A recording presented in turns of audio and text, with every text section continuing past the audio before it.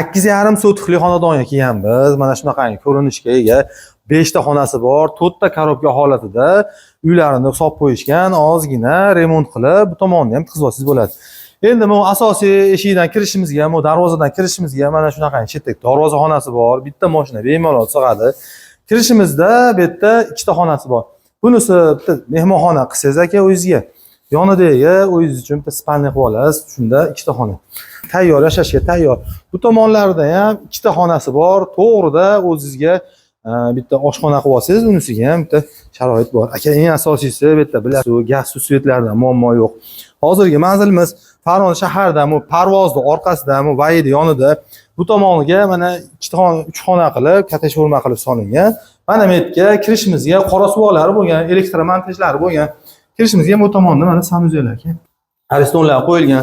Endi bu yerga bitta o'zingiz uchun bitta spalniya qilib olasiz aka. Qorasuvoqlarni qilib, mana tayyor aka. Ozgina mehr talab. Bu tomonlarni bitkazib olsangiz, o'zingiz uchun bitta spalniya aka bu ham. Chiqish urilganmi, nima? Qalin urilgan ekan devorlari ham. Xo'p, bu yonida yana bitta katta bitta zal aka mana.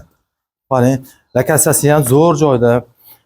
Kommunalkalardan umuman muammosi yo'q joyda. Mana unisini bitta oshxona qilib olsangiz, bu tomonda bitta oila bemalol yashasa bo'ladigan sharoit bo'ladi. Shunda.